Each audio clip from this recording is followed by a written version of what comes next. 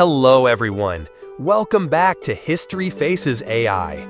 Today, we're taking a closer look at the winding roads and pivotal moments that led 10 notable figures to the American presidency.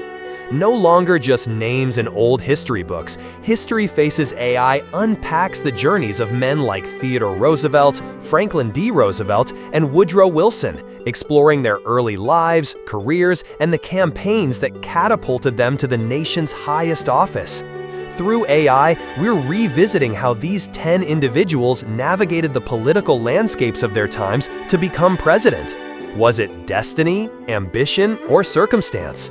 Watch and reflect for yourself. Who else's path to power should we explore? Drop your suggestions in the comments below. So, sit back, relax, and enjoy the video.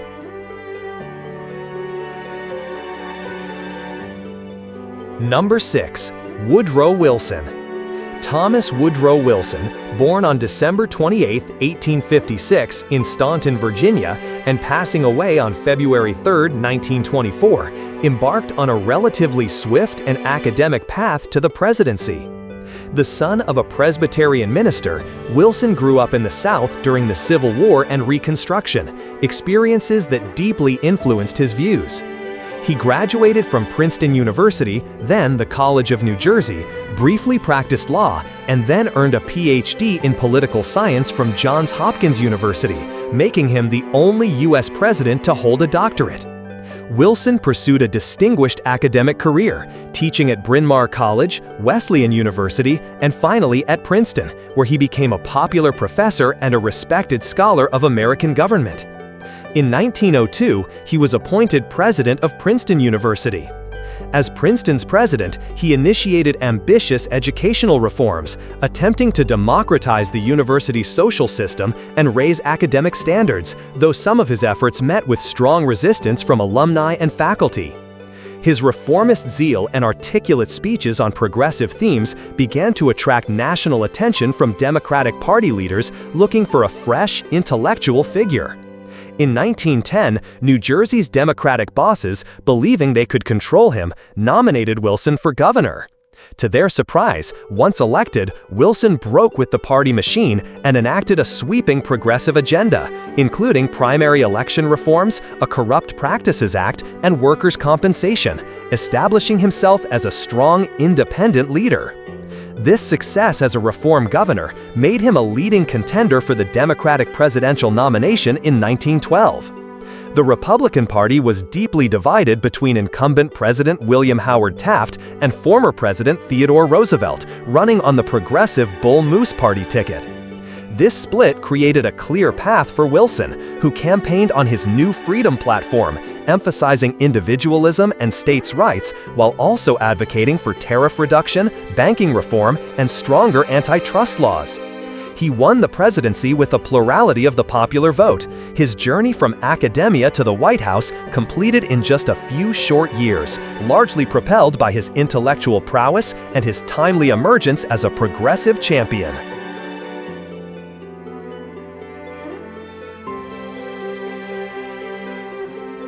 Number 7. Warren G. Harding. Warren Gamaliel Harding, born on November 2, 1865, near Blooming Grove, Ohio, and dying in office on August 2, 1923, followed a more traditional, small-town American path to the presidency, built on geniality and newspaper ownership. Harding grew up in rural Ohio and attended Ohio Central College. In 1884, at age 19, he and two friends purchased the struggling Marion Star newspaper in Marion, Ohio. Through hard work and a keen sense for community news, Harding transformed the Star into a successful and influential local paper. His affable personality, good looks, and skills as an orator made him a popular figure in Marion.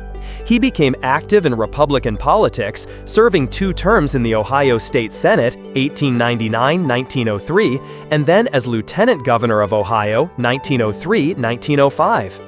After an unsuccessful bid for governor in 1910, Harding returned to his newspaper business but remained a prominent party figure, known for his ability to mediate between factions. In 1914, he was elected to the U.S. Senate, a position he found agreeable, but in which he compiled an unremarkable legislative record, generally voting with the Republican majority and avoiding controversial stances. He was well liked by his Senate colleagues for his congenial nature. As the 1920 Republican National Convention approached, the party was divided among several leading contenders. Harding was a dark horse candidate, not initially seen as a frontrunner. However, when the convention deadlocked, party leaders meeting in a smoke-filled room at the Blackstone Hotel in Chicago sought a compromise candidate who would be amenable and represent a return to stability after the tumultuous Wilson years and World War I. Harding, with his handsome appearance, reassuring demeanor, and conservative platform, fit the bill.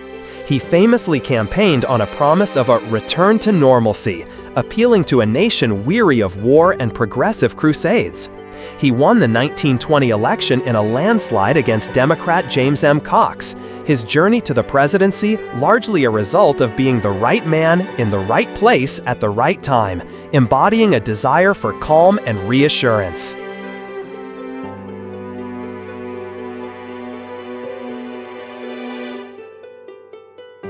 Number 8. Calvin Coolidge.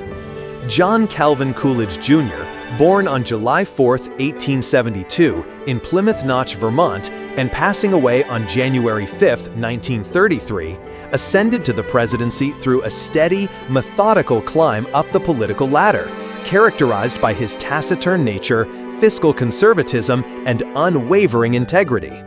Raised in rural New England, Coolidge graduated with honors from Amherst College in Massachusetts and then studied law, being admitted to the bar in 1897. He established a law practice in Northampton, Massachusetts, and gradually became involved in Republican politics.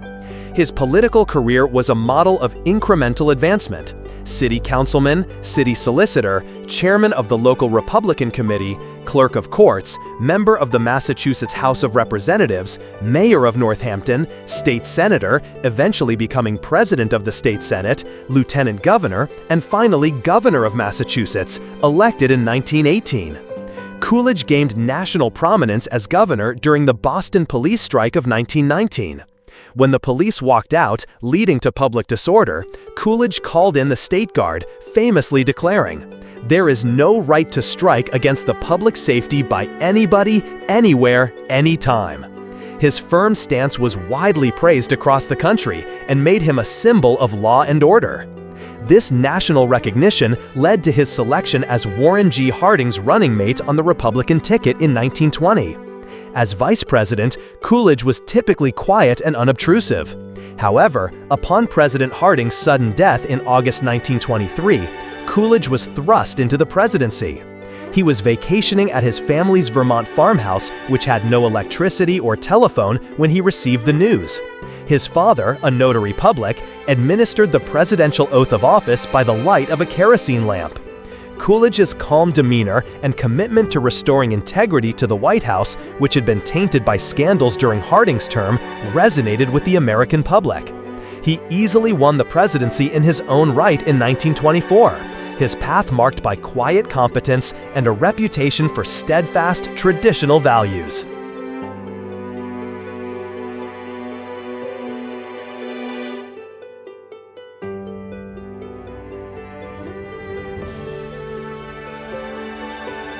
Number 9. Herbert Hoover.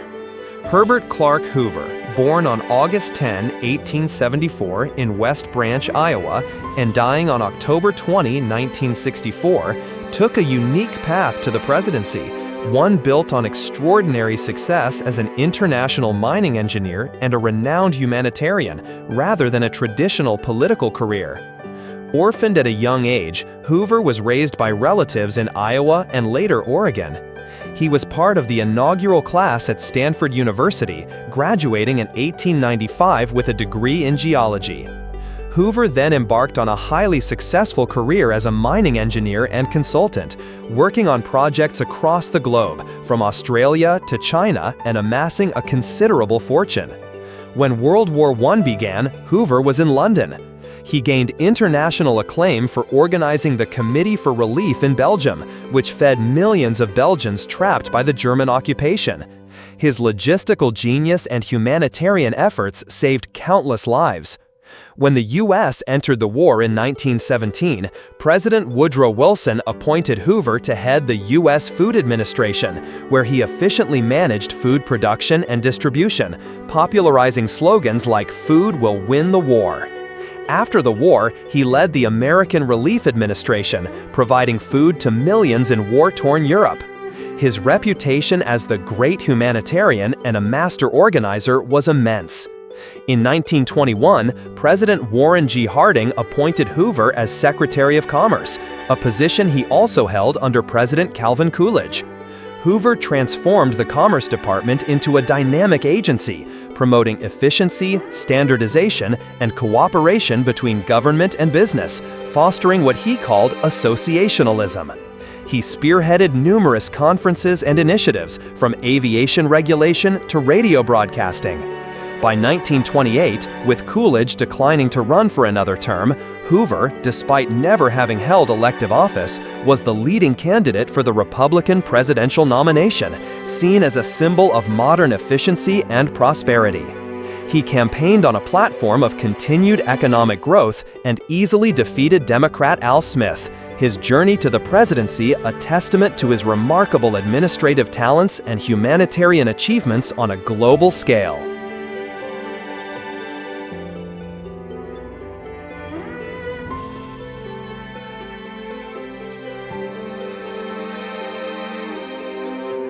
Number 10. Franklin D. Roosevelt, FDR.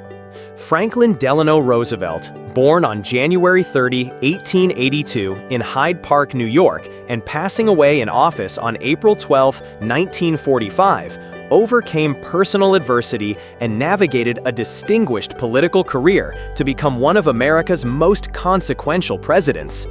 Born into a wealthy, well-connected New York family, he was a fifth cousin of Theodore Roosevelt. FDR was educated at Groton School and Harvard University, later attending Columbia Law School. He entered politics in 1910, winning a New York State Senate seat as a Democrat from a traditionally Republican district, where he became known as a reformer, challenging the Tammany Hall political machine. In 1913, President Woodrow Wilson appointed him Assistant Secretary of the Navy, a position his cousin Theodore had also held. During his 7 years in this role, especially during World War I, FDR demonstrated considerable administrative skill and advocated for a stronger Navy. In 1920, he was the Democratic nominee for vice president on the ticket with James M. Cox, but they were defeated in the Republican landslide that elected Warren G. Harding. A pivotal moment in Roosevelt's life came in August 1921, when, at age 39, he was stricken with poliomyelitis, which left him permanently paralyzed from the waist down. Many believed his political career was over. However, with immense determination and the unwavering support of his wife, Eleanor, Roosevelt fought to remain active in public life. He painstakingly learned to walk short distances with heavy leg braces and crutches, projecting an image of vigor despite his disability. He maintained his political connections and, in 1928, was narrowly elected governor of New York. As governor, during the early years of the Great Depression, he implemented innovative relief programs and established a reputation as a progressive leader willing to use government power to address economic hardship. This record made him a strong contender for the Democratic presidential nomination in 1932. Campaigning on a promise of a New Deal for the American people, offering hope and decisive action to a nation devastated by the Depression, Roosevelt won a landslide victory over incumbent Herbert Hoover. His arduous personal and political journey culminating in the leadership of a nation in crisis. Thank you for watching. If you enjoyed this deep dive into the paths these figures took to the presidency, don't hesitate to share it with your friends and hit subscribe so you won't miss our next exciting content.